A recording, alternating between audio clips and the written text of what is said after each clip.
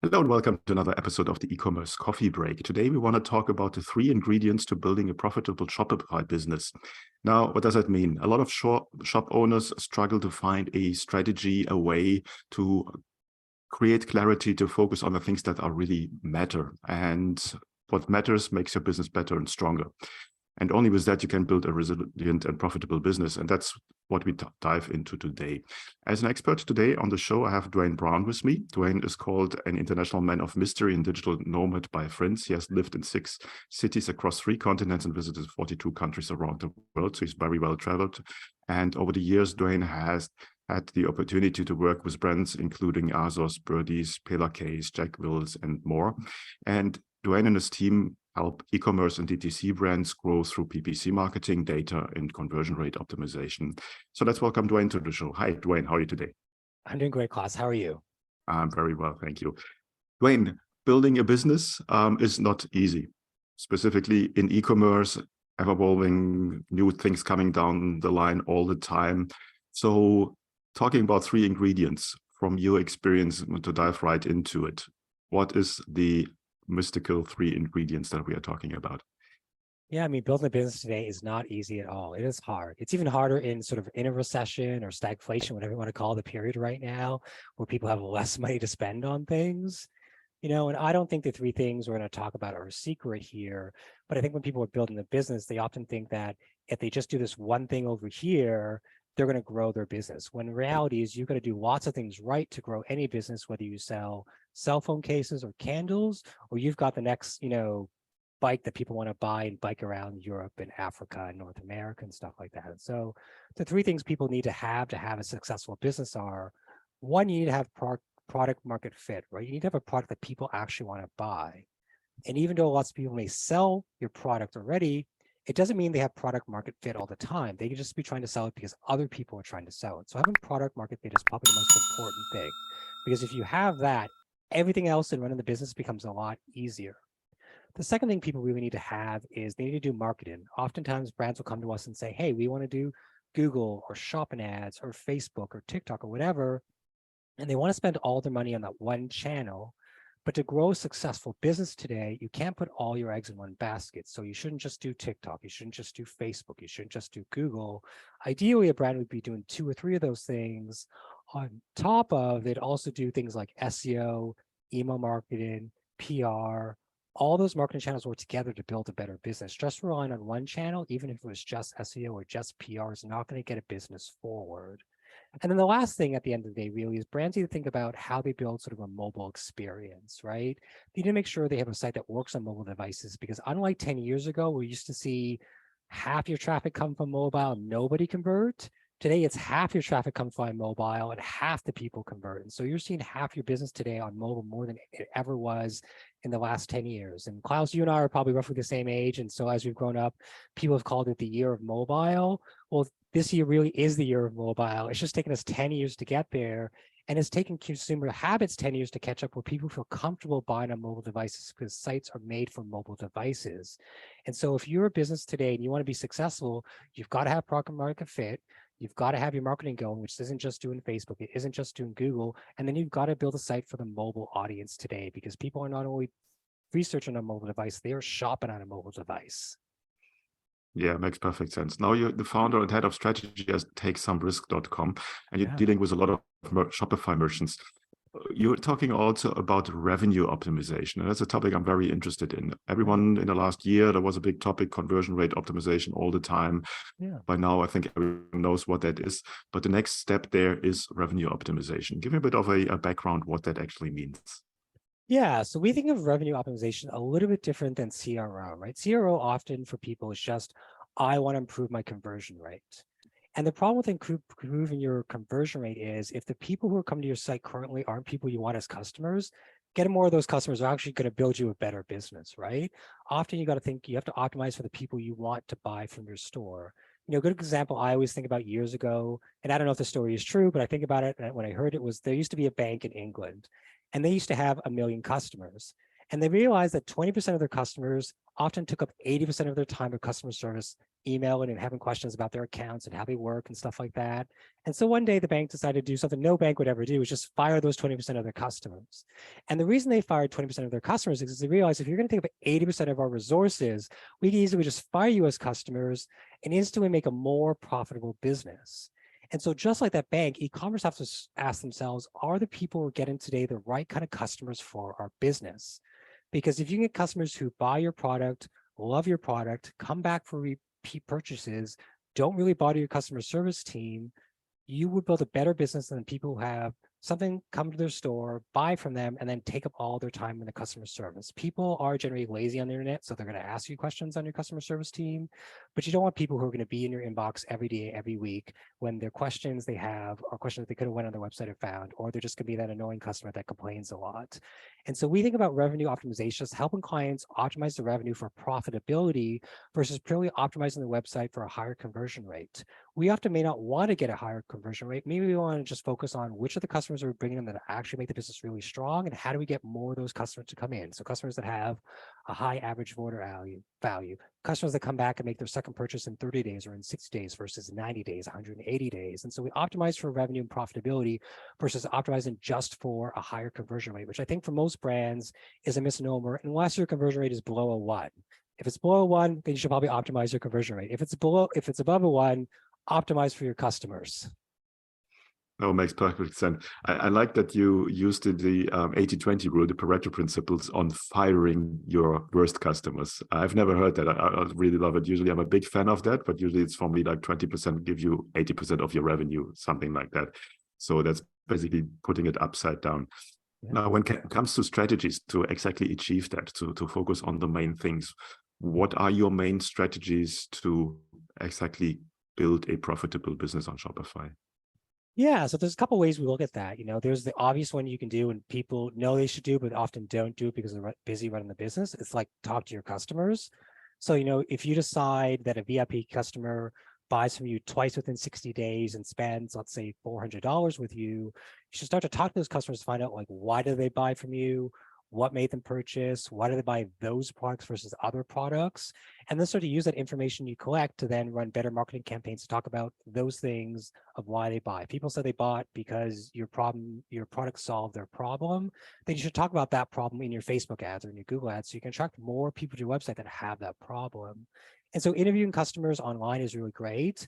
But if you've got stores or you do a pop-up, or like some of our clients go to a big craft market in Toronto, I literally went to the craft market and I sat down and talked to lots of women about pajamas and why they buy pajamas. As a gay man who has very few women in my life, other than my mom and a few female friends, I have no idea why women buy pajamas, but to spend a half an hour with them to talk about them revolutionized what we do for that brand, because now I can take that copy they've given me and put it in our ads and attract more women who want to buy pajamas that are going to make them feel good.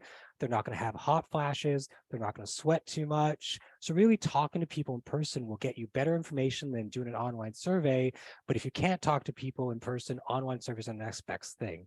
People often know they need to do this, but they don't do it because they're busy running the business. But if you want to have a better business, you should be talking to your customers.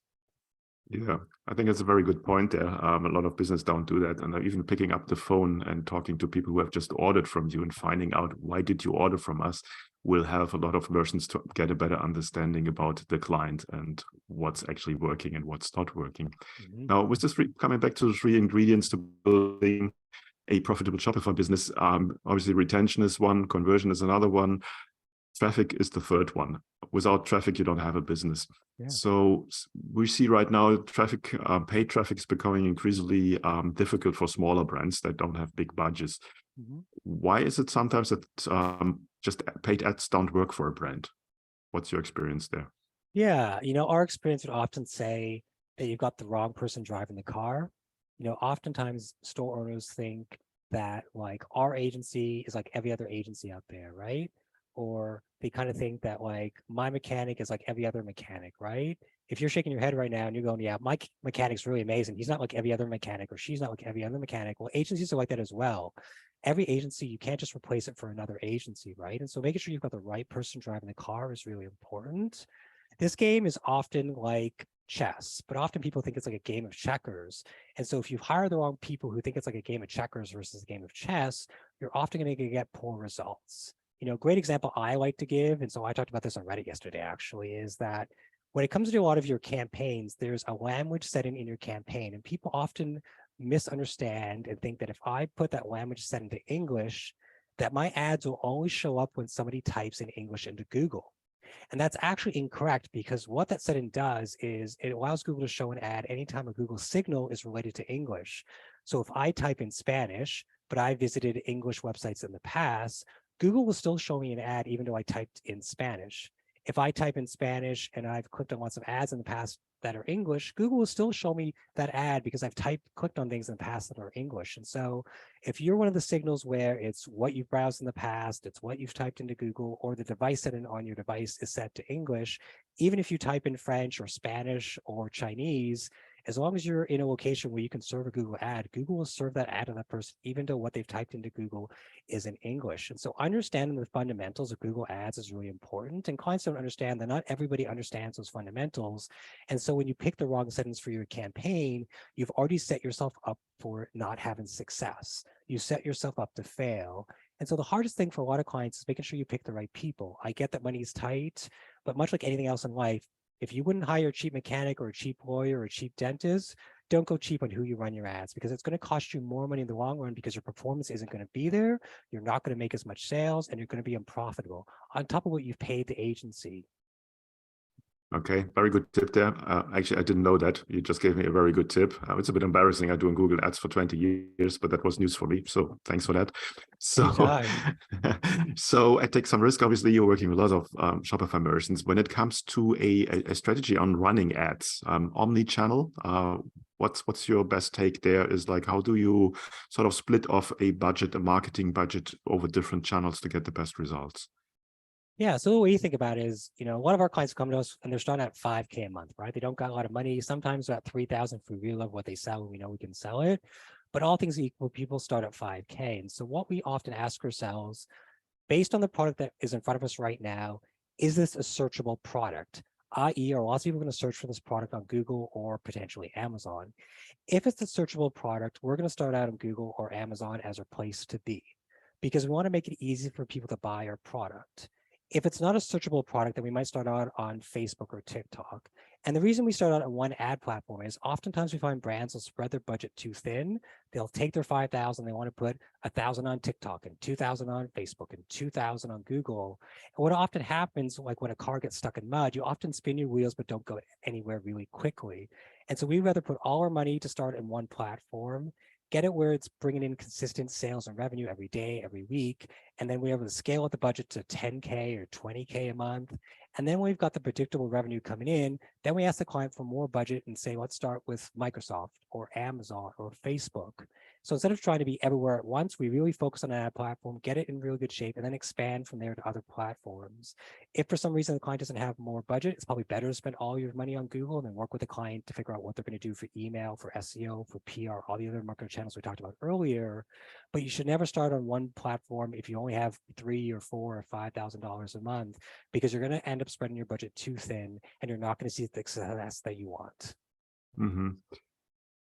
What's the biggest pitfalls or issues that you see with direct-to-customer brands at this point? I think the biggest pitfall, I think we've all probably seen it online, is they all kind of look generic and they all kind of look the same. There's no distinction of why I should buy from one cellular brand versus the other cellular brand. If you're going to go into a very competitive space, you need to kind of understand, how's your e-commerce brand or your DTC brand going to stand out from all the competition, right? If you just got a cheaper price or your site looks slightly nicer, that isn't really one way to distinguish your brand from your competition. So I think having some sort of viewpoint that makes you stand out is going to be really important in the market today. There's lots of DTC brands out there. We've got a list of DTC brands, that 1,200 brands from around the world. Obviously, there are a lot of brands in America, but the other 40% are from Canada, Australia, Germany, other parts of Europe, Africa. And so really understanding like how your brand is going to compete with those brands in your country or in your continent is going to mean that it's easier for you to stand out in the marketplace when you think about how you're going to position your brand, whether it's organically on TikTok or paid on TikTok or Facebook or Google, because it's competitive out there. Mm-hmm. No, absolutely. Now, obviously, I'm coming from the side of Shopify, but for a lot of brands, other sales channels like Amazon might be a good additional sales channel, or maybe even the main one.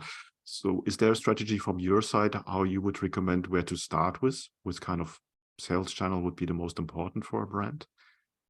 Yeah, I mean, most clients come to us and they're already on a channel. It's very rare that they're not. So we'll kind of do an assessment of like, are they actually getting sales on this channel? Does this channel work? I think if it's a product that maybe people wouldn't search for on Google, but they would search for it on Amazon, then it would make sense to start on Amazon. We've definitely seen over the last year, we've seen a lot of our clients start to want to actually advertise on Amazon when before they wouldn't advertise on Amazon. So, we're doing their Google, we're doing their Microsoft, we're doing their Amazon. We've got their paid social covered as well. And so Amazon, I think, really makes sense if we go into a deeper recession or some sort of stagflation, because people instinctively always assume that Amazon is still the cheapest price, even though Amazon isn't always the cheapest price. And so lots of people will go there for a product search. And so I think just testing out Amazon as a brand for, let's say, 3 months during a busy season, see if it can work as a revenue channel and if you can be profitable, and then decide if you want to be there. I don't think people should just say no to Amazon like they did in the past, because if you want to be able to drive sales, drive revenue, get customers, lots of people go to Amazon whether we like it or not. 100% right. Yeah, definitely. And people going to Amazon have a buyer's intention. They go there to buy something, and makes perfect sense. Yeah. When it comes to your budget, what are you willing to pay for a new customer? Things have become incredibly expensive. So smaller brands with a small profit margin will struggle nowadays. What's your perfect customer? So what kind of profit margin, what kind of product, kind of vertical or industry do you work with? Yeah, I don't say we work in any particular industry. I mean, we do have a lot of like sort of fashion apparel clothing clients. That's just because those clients usually need a lot of help. But we sell everything from candles and mountain bikes to cell phone cases to, part of my French, but stripper shoes to everything else, including kids' costumes for Halloween. When we look at profit margin, we try to get people who have like at minimum a 30-40% profit margin, maybe even 50 or 60 if we're really lucky. We do take on clients that are in the 20-25% profit margin, but obviously they need a higher return on ad spend to be successful. And so those clients that only have a 20-25% profit margin, we then want to look for clients that have a high average order value, because if you have a high average order value, it becomes a lot easier to hit your return on ad spend if you have a low profit margin. So let's say your average order value is $150, $200, and you have only 20% margin, it's probably easier for us to achieve success versus if you only have a $50 average order value. So outside of profit margin, we look at average order value and what it's been, not just across paid ads, but across the website as a whole. We also look at the conversion rate. It's not to say we wouldn't take you on if your conversion rate was below 1%, but we try to take on clients, at least at 1%. We've got a couple clients that are below that and we're making it work. But it's definitely a lot challenging because you've got to obviously work with the client to get up their conversion rate, while work with them at the same time to increase the average order value so you can have a better chance of success. But we tell clients this, we set the expectation. They're saying they're willing to work on the website, they're willing to work on improving their average order value. So yeah, we look at average order value and profit margin, kind of go from there. Okay.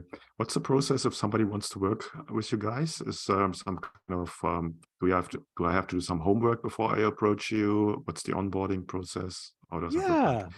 Yeah. I mean, there's a bit of homework. So 2 years ago, I realized, Klaus, that I couldn't tell looking at a website if somebody was making $1,000 a day or $1 million a day. I just realized I couldn't do that. It's literally impossible. And so we put together a Google form that we ask everybody to fill out that helps us tell us, what was your revenue last year? What's your revenue this year? What's your conversion rate? What's your profit margin? What's your CPA? What's your ROAS? What are you spending on ads right now? What channels? What country? What platform you're on? I mean, 99% of our clients are on Shopify, so it's usually Shopify, but it's good to know, are you on Shopify or Shopify Plus, because Plus we can customize the checkout. And then we also ask things like, how many SKUs do you have? How many emails do you have in your email list? What's your conversion rate and stuff like that on email, or open rate on email? So we ask everybody to fill it out. We've had probably 4 or 5 brands tell us they don't want to fill it out. And we told them, thank you for reaching us. We're not going to talk to you. We won't talk to anyone. I don't care who it is without filling it out, because I realize if I can't tell how good your business is doing just by looking at your website, we need the right information to understand, can we make this business work? Like, is this a business that we can be successful with? And so if you're not willing to do the 5 minutes of homework to fill out this form, because most of these numbers you should relatively know how to find, then it doesn't make sense that we're going to give you a half an hour of our time for free to talk with you about your business. And that's kind of it. Once you fill it out, we kind of decide if we want to talk to you or not. Most people, we want to at least have an initial conversation. For the few that we don't, we just email them back and say, hey, we don't want to talk to you because of these reasons. It doesn't make sense. It's not a fit. And then we talk to who we want to talk to. And then after that, We might have one other meeting if it's a larger organization. Otherwise, most people, we decide if you want to work with us at the end of the day. Like, do you want to get married to me and the team because we're going to go to battle for you? If you don't, we're probably not the right fit. If you do want to get married to us because this is like a marriage when you work with an agency, then let's get together and see what we can make happen with whatever you sell. Like, we don't really care what people sell, to be honest. I used to care about that in my 20s, and as I got older, I'm like, sometimes the most fun stuff were the weird, boring things that other people don't want to sell. Like, some people would say cell phone cases are boring, but they're actually really fun to sell. And why? Because it's a hyper competitive industry, and you've got to find a way to take such a commodity product and make it distinctly unique. No, good point there. Good point. Now, there's 1,001 different models to work financially with a agency. How is it structured with you guys?